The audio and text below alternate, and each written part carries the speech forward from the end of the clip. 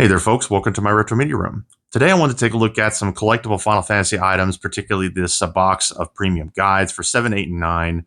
I've also got the original guides we're going to take a quick peek at. And lastly, there's going to be some Final Fantasy 7 vinyls that I got a hold of that are collectible.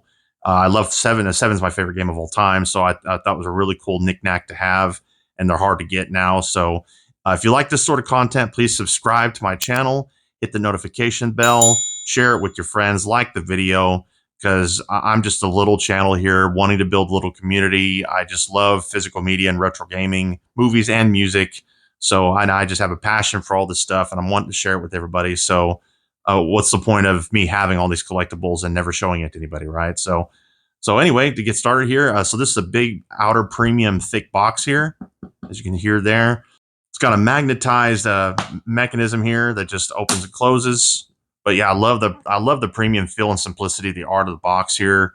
Now, to give you an idea, before we even look at these, so here are the original guides for 7, 8, 9. So this is a nice copy. I've got a 7. I have a working copy that I still use. That's the one I've had for like well over 20 years, 25 years or something.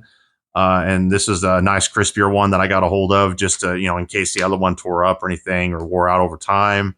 So these Brady Games guides, of course, were the standard. And then here's the Brady games for Final Fantasy VIII, which I love Final Fantasy VIII. Now, I don't like it as much as 7.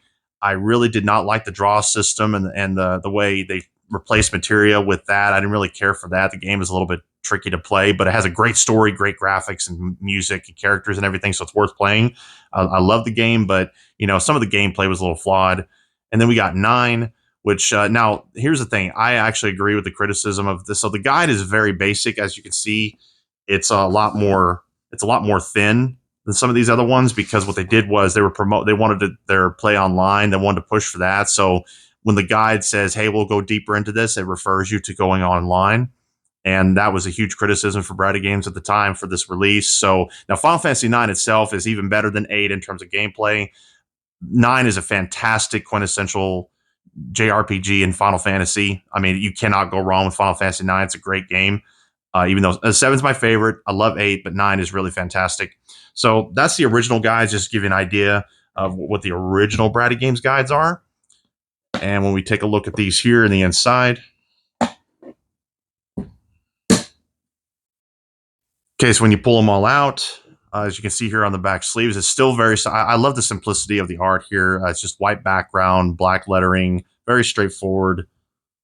And there's actually some extras here. So this is 7, 8, 9, Square Enix. Ooh, yeah, this is really cool. So this is what's really neat about this. So these really high quality, full printouts of artwork from the games. Very, very cool. Yeah. Yeah, I love that. That's iconic pictures from all 3, especially this. Oh, I love that so much. Okay, those are really cool. Extra art pieces that come with it. All right, starting with Final Fantasy VII here. I really haven't looked at this very much since I bought this because I obviously didn't buy it to use. I just absolutely adore the original glossy printout of the the logo here of the Final Fantasy VII, just with a white background that is absolutely beautiful. Hardcover book here. So when you open it up, I'm going to be somewhat gentle with this. I'm not going to go crazy here because I want to keep these nice. So just to get a preview of what's inside, so you got the characters, and going into the characters, limit breaks, strategy. So just breaking down the whole game section by section, which is, I mean, what's really neat about these old guides is you can literally relive the entire game just by sitting here and reading this if you wanted to, because it has almost every pre-rendered background. Well, it does have every pre-rendered background displayed. That's actually the funny thing. So Final Fantasy VII Rebirth and Remake, you can't exactly show the entirety of the game because they're fully 3D rendered environments. With these pre-rendered environments on the original, you can literally show every image of every environment in the entire game in this book. So that's actually really interesting. So it's very cool. Awesome way to relive the game. And now, so this is clearly so this is a revamped, revised guide from the other Brady games. So this is very similar, but it's not the exact same. So yeah, so that's Final Fantasy VII. By the way, this is a pamphlet that came with it for box set 2, 410, 10, 2, and 12. I wish I had that. I certainly do, but it's a pretty penny now to get. I was mainly focused on getting this set that mattered more to me, but still, if I found it for a reasonable price, I would get it. The box set too, but it's not a priority for me. But it might be for you because a lot of people love 10. I really like 12 a lot. 10 was a little bit but I had mixed feelings about 10, to be honest. Graphics and gameplay great, voice acting and stuff, and story and characters a little but that's just me. Now we have Final Fantasy VIII here. Absolutely love the logo here. Squall and Renoa. I've always, great love story, great story characters. Final Fantasy VIII has so much going for it. I just did not like some of the mechanics. It was just annoying. It made it. It's just weird. The mechanics were strange. Some people don't mind it. Some people mastered it.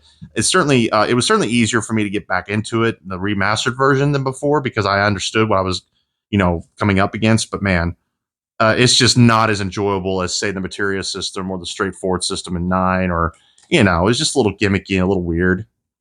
Although highly customizable, to be fair, it is very open-ended and customizable. So yeah, same here. All the game. Although I don't think this was able to have every single pre-rendered background, because there's 8's a pretty big game, pretty ambitious. So whereas 7 there, you can actually, it's pretty neat to have every pre-rendered image in the guide essentially. Oh yeah, and this has a built-in bookmark in it. Always handy.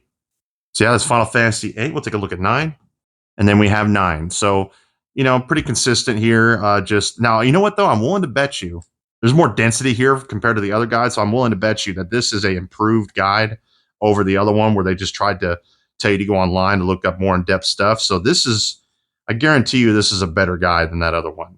I mean, the other one gets the job done, but it was people were annoyed by them giving you a partial guide and telling you to go online if you want to look deeper into stuff. So they deserved that criticism at the time for that. So yeah, very cool. These guides are super premium. I love these things. I want to keep them nice forever and just collect them. So now we'll take a look at the vinyl. Okay, so now we have this ultra premium vinyl release for Final Fantasy VII Remake and Final Fantasy VII. So this is directly correlated to what we're looking at here because it's both the original and remake. So here's the bottom paper here. Of course, I would keep this. I keep anything and everything I can with the physical product. Let's see. Haven't looked in this in a bit, so I want to. Okay, so it's an outer slipcase. Ooh, yeah. See, we got the base of the Buster Sword as the front cover here. Nice. I love the simplicity of this here on the front. Chrome letters and oh yeah, the meteor symbol or emblem, very very cool. And it's chrome on black, very very beautiful. And like I said, textured Buster Sword materia slot background here, more of the Buster Sword. So basically, oh wow, you know what? Check this out. So when you unfold all of this and you have it unfolded on this side, it's most of the Buster Sword on the back packaging here. That is very, very cool. Beautiful packaging. And you have the track list here. Side A, B, C, D. And you have the actual vinyl here. Beautiful artwork. This is the remake artwork on this vinyl. Oh, wow. And on the opposite side, you have Sephiroth remake. That is super, super cool. Beautiful artwork. I like that it's in a plastic sleeve here. I'll keep it this way. Here on the other vinyl, you have the Final Fantasy VII original PlayStation 1 version artwork on the front, on side, and then you have the Sephiroth from the original as well. So the fact that that alone, say I don't have a vinyl player, I don't listen to vinyl. I understand people's passion for vinyl. I think it's really cool. But for me, the fact that this has the original artwork and remake artwork and this, I mean, it's just this beautiful piece of art, collectible. I love this because, as you know, I love Final Fantasy VII so much. So for me, this was an absolute treat. It really wasn't all that expensive getting it as it came out. I don't know about right now. It's probably hard to find. It might be a little expensive because as far as I know, especially vinyls are popular right now. So, and I got this as a Final Fantasy fan. So that's a double front when it comes to people that are looking for this, vinyl collectors, Final Fantasy collectors. So yeah, I won't be surprised if this is sold out.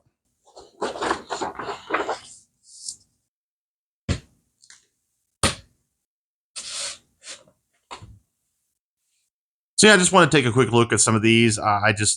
Gorgeous packaging, gorgeous collectibles here. I just want to take a quick look at them. because they're hard to find. And in case you just want to see them and you don't have them, or you're even looking to find them and you want to see if it's worth it, like I said before, please subscribe if you want to see more. I appreciate you watching up to this point. I'm trying to hit 1,000 subscribers so I can become monetized. And there is a super thanks option if you decide to do that. It's obviously completely up to you. That would be amazing if you were to do that, because I'm trying to build something here. So if anything else, have a wonderful day and God bless.